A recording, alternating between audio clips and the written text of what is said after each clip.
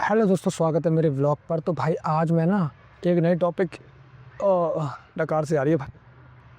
तो आज मैं आया हूँ नए टॉपिक के साथ और टॉपिक काफ़ी ज़्यादा इंपॉर्टेंट है। तो टॉपिक भाई ये है कि जब लड़की की शादी होती है ना, तो शादी से पहले ना शादी तय हो जाती है, इसके बाद तब इसके बाद जो हरकतें करती हैं लड़कियाँ, उस पर बात करने वाला हूँ।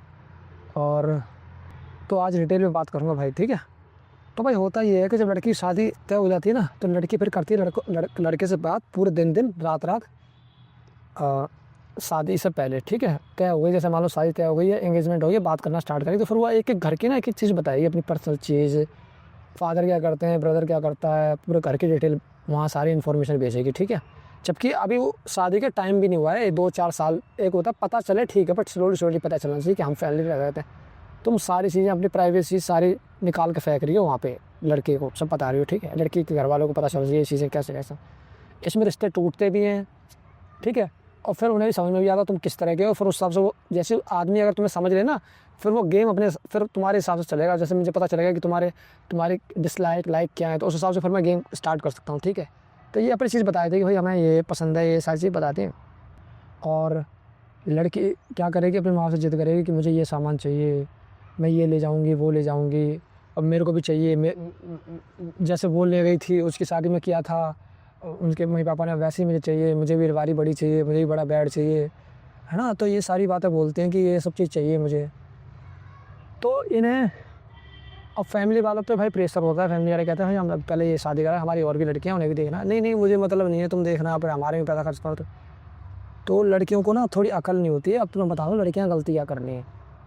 लड़कियाँ सोच रही है कि मैं यहाँ से जाऊँगी, परमानेंट वहाँ सेटल हो जाऊँगी। अभी तुझे कुछ नहीं पता बेटा, तो कुछ सेटल वेटल नहीं होगी, ठीक है। तुझे लग रहा है कि सामान लेके जाऊंगी तो मेरी वहाँ होंगी इज्जत, तो वो कुछ दिनों तक होती है। इसके बाद फिर तुम्हारा बिहेवियर और हैबिट और कैरेक्टर देखा जाता है, ठीक है। तो ये अगर इस भ्रम से बाहर आ जाओ कि मैं सामान लेके जाऊंगी तो मेरी बहुत इज्जत होगी, मुझे बहुत प्यार करेंगे मेरे सास ससुर, तो भैया ये थोड़ी गलतफहमी से बाहर आ जाओ, ठीक है। अब होता यार ये है कि ये क्या करते हैं कि माँ आपसे कहते हैं मुझे ये सामान चाहिए, लड़ती है मुझे ये चाहिए, मुझे इतनी चीज़ चाहिए, वो चाहिए। शादी कई सारे केसेस देख रहा हूँ मैं आसपास के। लड़कियों ने खूब महंगा लहंगा मंगवाया, जितना महंगा लहंगा चाहिए, 1 लाख का, 1.5 लाख का, 2 लाख का, जो भी पैसा जितना जितना जितना पैसा खर्च करते हो। शादी तो यार, शादी तो बहुत बड़ा पर्व है, जिसमें भाई साहब कई लोग हैं ना गरीब हो गए हैं, समझ में आ रहे हैं, इतना बड़ा पर्व है हमारे इंडिया में। तो भैया उन्होंने इतना लाख का लहंगा और बेड, अलमारी, इस तरह की अलमारी, उसमें गोल्डन होना चाहिए, इसमें ये होना चाहिए, वो होना चाहिए, तरह तरह का सामान, महंगे महंगे बढ़िया बढ़िया सामान।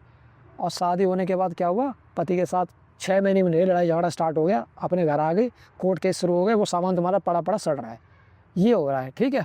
घर वालों ने पैसा खर्च करा कि लड़की वहाँ खुश रहेगी, ये तो अलग ही केस चल रहा है यहाँ पे, अलग ही केस हो रहा है यहाँ पे। ये लो भैया कोर्ट केस चल रहा है, मुझे उसके साथ नहीं रहना, वो लड़का ऐसा है, ये वो है, मैंने सोचा था वो ऐसा करेगा मेरे साथ, अब वो मेरे को ऐसा करेगा, मैं सोच रही थी मेरा नौकर बन के रहेगा, मैं सोच रही थी मेरी बात मानेगा, मैं सोच रही थी मेरे साथ चलेगा, मैं सोच रही थी मैं इतना सामान लेके जा रही थी, मेरी सब मेरी तारीफ करेंगे, मेरे पीछे पीछे घूमेंगे। बट वहाँ तो ऐसा कुछ हुआ नहीं, अब मेरी तो बैंड बज रही है, अब मैं ऐसी जगह पर नहीं रह सकती, ये बहुत घटिया लोग हैं, ये हो रहा है हमारे इंडिया में, ठीक है।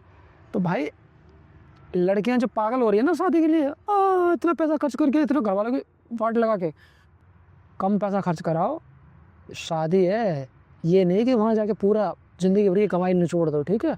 और शादी के बाद कोई गारंटी नहीं ले सकता कि तुम वहाँ तुम्हारी गृहस्थी या तुम्हारी शादी कितने साल तक चलेगी, कोई लिख के नहीं दे सकता, बता रहा हूँ। कोई लिख के दे देना कि तुम्हारी शादी ज़िंदगी भर बढ़िया चलेगी, पंडित भी नहीं कह सकता। पंडित भी कह रहा है ना बेटा, आजकल पंडित की भी कई पंडित के कराई हुई शादी भी डिवोर्स हो रही है, ठीक है। पंडित ने भी खूब मंत्र फूके थे यज्ञ के सामने, जब तुम्हारे सामने फेरे डलवाए थे, खूब आकड़म सकड़म, खूब सारे मंत्र, ये करो वो करो ढिकाना करो, उनके भी कोर्ट में केस चल रहे हैं, ठीक है। तो कोई भी गारंटी नहीं ले सकता कि भैया तुम्हारी शादी बढ़िया चलेगी। इस भ्रम से बाहर आ जाओ। तुम सोच रहे हो कि मेरी शादी बढ़िया चलेगी, और तुम सोच रहे हो कि वो इंसान जैसा अभी दिख रहा है वो आगे जाके नहीं बदलेगा, तो ये बहुत बड़ी गलतफहमी में जी रहे हो। तुम सोच रहे हो कि सास बड़े प्यार से बोलती है मेरी, ससुर बड़े अच्छे से बोलते हैं बेटा बेटा करके, तो ज़िंदगी भर ऐसे ही बोलेंगे, तो तुम गलतफहमी में जी रहे हो, ठीक है।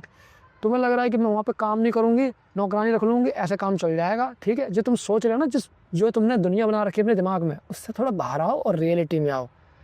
समझो शादी के बाद किस किस चीज़ों पर कलेश होता है, ऑब्जर्व करो सोसाइटी को। ये सोच रहे हो ना कि तुम मेरे में तो नहीं होगा ऐसे, तुम्हारे में होता है, मेरे वाला तो ऐसा नहीं है, तुम्हारे वाला भी ऐसे ही मिलेगा, रुक जाओ भी, टेंशन मत लो, ठीक है।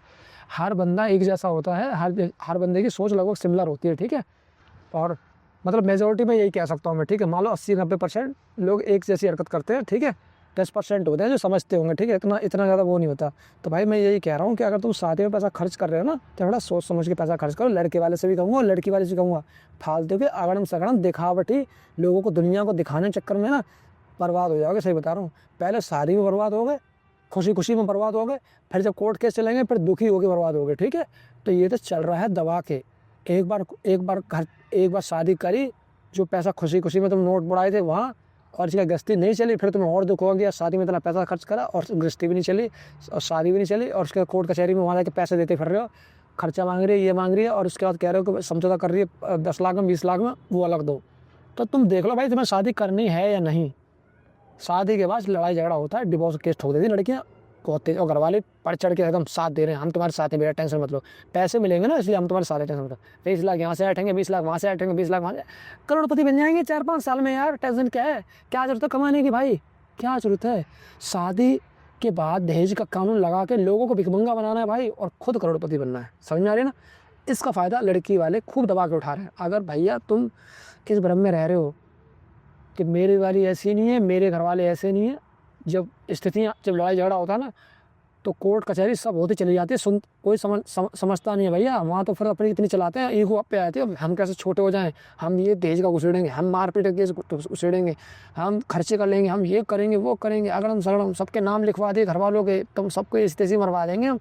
तो भैया मैं सही बता रहा हूँ, शादी कर रहे हो सोच समझ के करो, नहीं तो बाद में ज़िंदगी ख़त्म हो जाएगी। डिप्रेशन, कई लोगों ने शादी के बाद डिवोर्स केस चलेगा, सुसाइड कर लिया लड़कों ने, ठीक है, पूरी फैमिली बर्बाद हो गई है। तो आँख खोल के कान खोल के सुन लो, नहीं तो बाद में पता चला कि तुम पे हो जाए, तुम कहोगे मेरे साथ क्या होगा, तुमसे पहले भी चीज़ें हो रही थी बट तुमने आंखें नहीं खोली, तुमने कहा मेरी वाली तो घंटा नहीं करेगी, मेरी वाली तो बहुत बढ़िया है, तो वो तो तुम गलत फहमी में जी रहे हो, ठीक है। तो भाई वीडियो अच्छी लगी तो वीडियो को लाइक कमेंट शेयर करो। मिलता हूँ अगली वीडियो, तब तक के लिए बाय बाय।